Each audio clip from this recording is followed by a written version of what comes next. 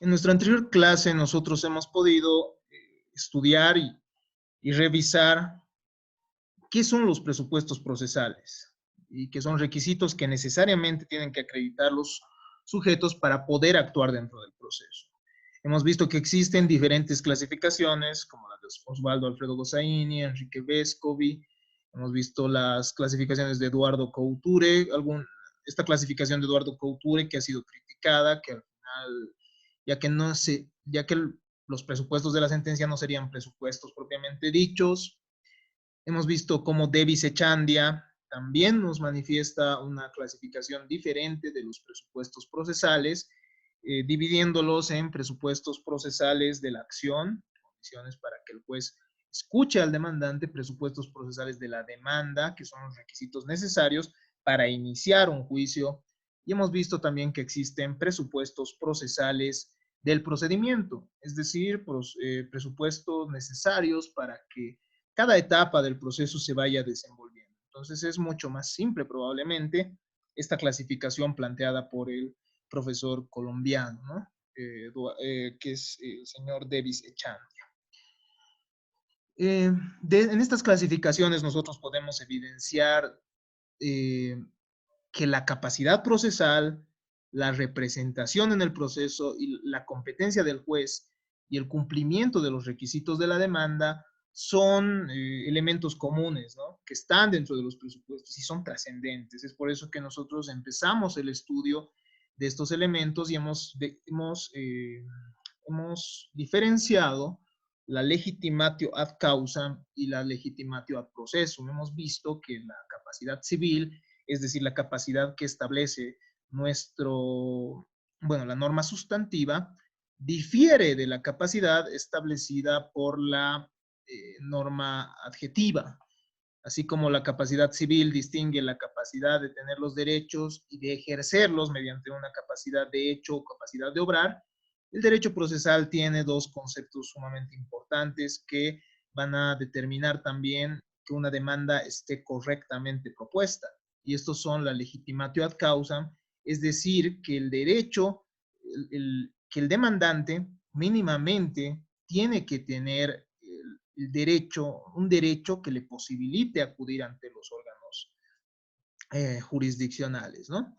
Hemos visto que existe también la legitimatio ad processum, que va de la mano de la capacidad de hecho, que implica la posibilidad que una persona esté involucrada en el proceso, ¿no? Que pueda actuar en el proceso. Y vamos a ver por qué. Y esto es, entonces, está ligado a la capacidad de obrar. Tenemos también, hemos revisado el tema de la representación.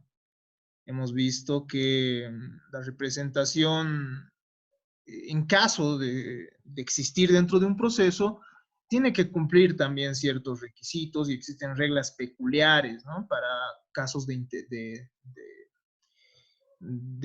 personas que han sido declaradas interdictas, que deberán ser representadas mediante su tutor, menores de edad no emancipados, en los cuales intervienen mediante sus padres. Hemos visto que no es necesario acreditar por parte de los padres la relación de parentesco existente, excepto si el juez se lo exige o si la otra parte lo observa, ¿verdad? Hemos visto que las personas naturales pueden ser representadas judicialmente también de manera voluntaria, ¿no? Esto mediante el contrato de mandato, y en caso de fallecimiento de estas operará la sucesión procesal. Hemos visto que la sucesión procesal tiene unos pasos expresos, ¿no? Para operar. Respecto al contrato de mandato, ¿no? Ustedes saben que en materia sustantiva, cuando uno revisa el contrato de mandato, está expresamente prohibido que una persona pueda representar a la vez a dos partes dentro de un mismo proceso, por si acaso. Aspecto que se encuentra en el Código Civil, ¿ya? Esto como un paréntesis dentro de este temita, ¿no? ¿Qué más podemos decir? Si una de las partes o sus representantes se tornan incapaces, ustedes ya han visto que se debe designar un representante dentro de 3 días. Hemos visto cómo intervienen las personas colectivas mediante los representantes establecidos en su constitución, hemos visto el caso del desaparecido, hemos visto también a las personas colectivas extranjeras que tienen que regirse bajo las mismas normas bueno, del ordenamiento jurídico nacional, a menos que exista, claro, el exequatur, por el cual se permita que se aplique normativa extranjera, ¿no?, en nuestro ordenamiento jurídico. La competencia del órgano judicial. Este es un elemento sumamente importante y es acá donde nos hemos quedado en nuestra anterior charla, ¿no? Es importante manifestarnos, dice, que en todo aquello que no se le ha atribuido a un juez, aunque sigue teniendo jurisdicción, el juez es incompetente, ¿ya?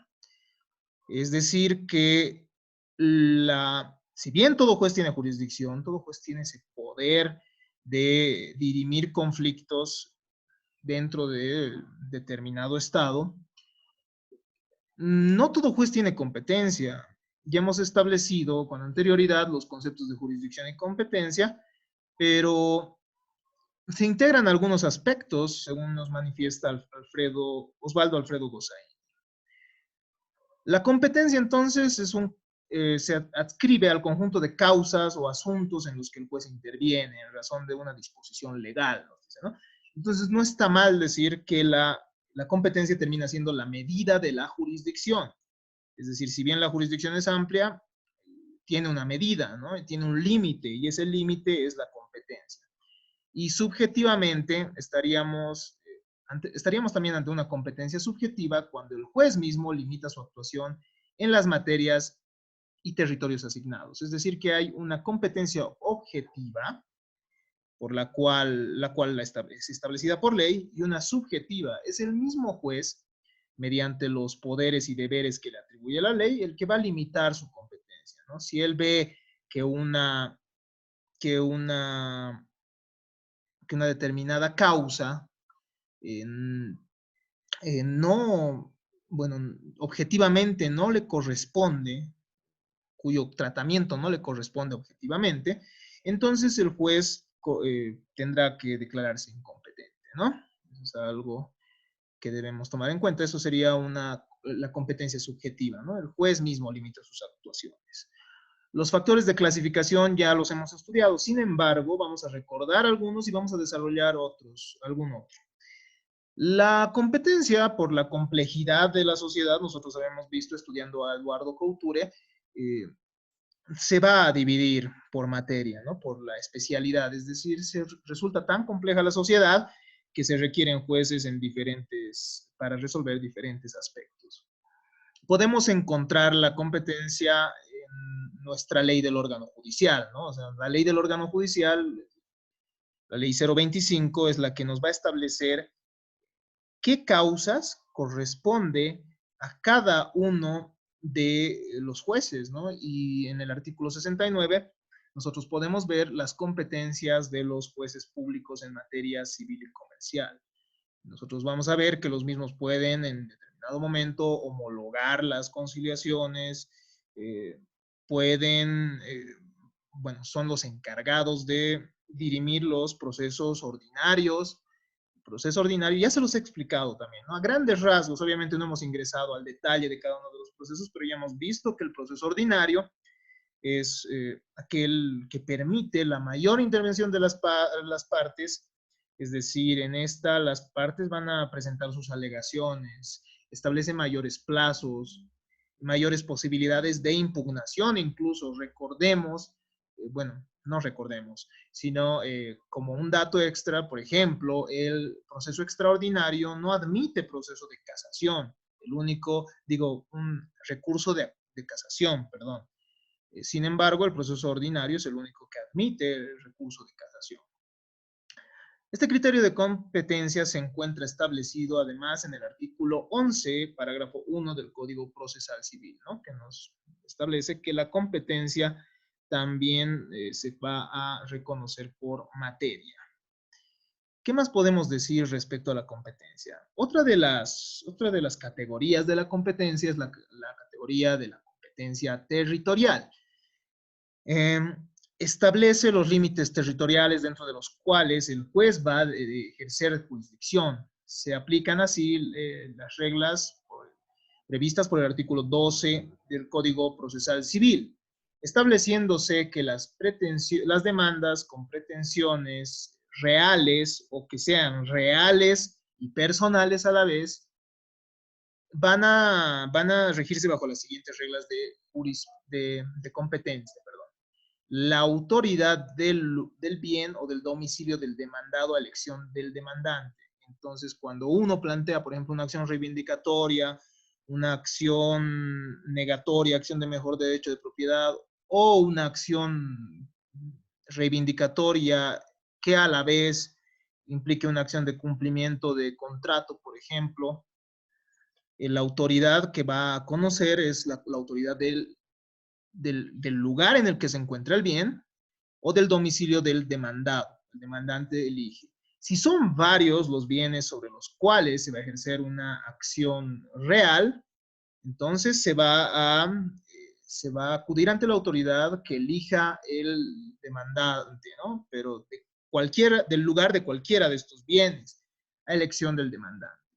Si abarca más de una jurisdicción, también elige el demandante. Puede ser que un bien sea tan grande y que abarque dos jurisdicciones, que si yo Palca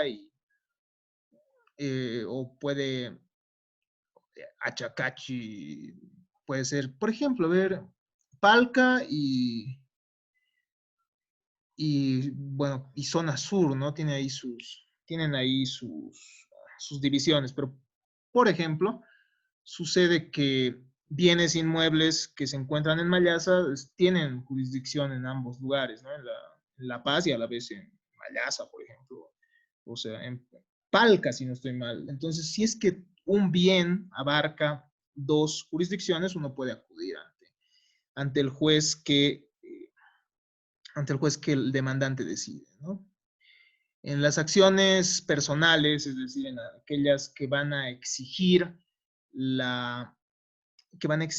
el cumplimiento de una determinada obligación, la autoridad va a elegir el lugar del domicilio, digo, la autoridad que rige es la del domicilio del demandado en primer lugar. El lugar donde debe cumplirse la obligación también puede ser, si las partes han acordado un lugar en el cual se debe cumplir la obligación, ese es el lugar de la autoridad que debe conocer el caso. O también el lugar donde fue suscrito el contrato. Y esto lo elige el demandante, ¿no? Es por eso que ustedes han visto en contratos esto de la oferta y la aceptación, ¿no? El momento en que se forma el contrato. Es decir, tiene que haber el momento que la aceptación del contrato llegue en conocimiento del oferente, ese momento es el que se celebra, que se considera por celebrado el contrato y también va a ayudarnos a establecer el lugar del mismo, ¿no? Tenemos también las acciones en materia de sucesiones. En este caso, la autoridad que va a conocer la causa es la autoridad del último domicilio real del causante o de cualquiera de los bienes sucesorios. En caso que fallezca, en el extranjero, el último domicilio, la autoridad del último domicilio que hubiese tenido el causante, ¿ya? Competencia, es así que encontramos también otras dos últimas características que son la competencia funcional o jerárquica y la competencia por asignación de tiempo. La competencia funcional o jerárquica va a referirse bueno, a ciertas funciones que se van a repartir dentro del órgano judicial. Se trata de la función que tiene el juez en la etapa que interviene. Esto se va a dividir entonces según las etapas procesales. Existen entonces jueces de primera instancia y jueces de alzada o de segunda instancia.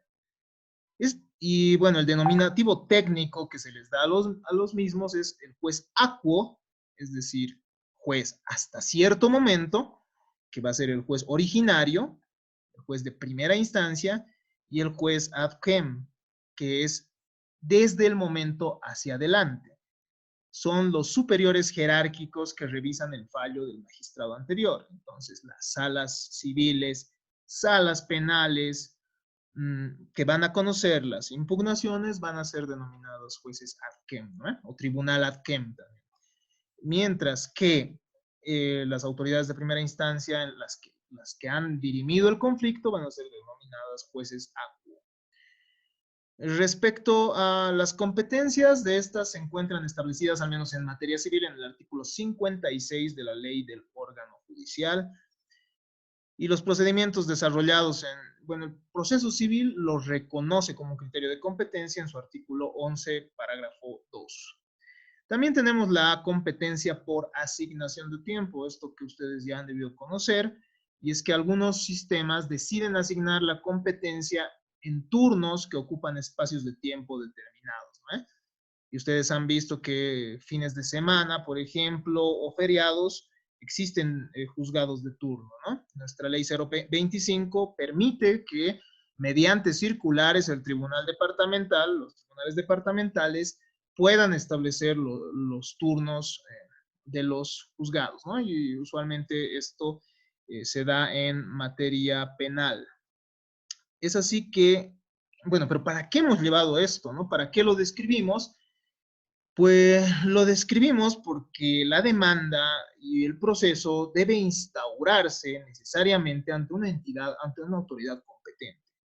En caso de no instaurarse el proceso, en caso de no realizarse la demanda, de no plantearse la demanda a la autoridad competente, obviamente el demandado podrá hacer uso de los medios de ley, concretamente de la excepción de incompetencia que se encuentra prevista en nuestro Código Procesal Civil, ¿no?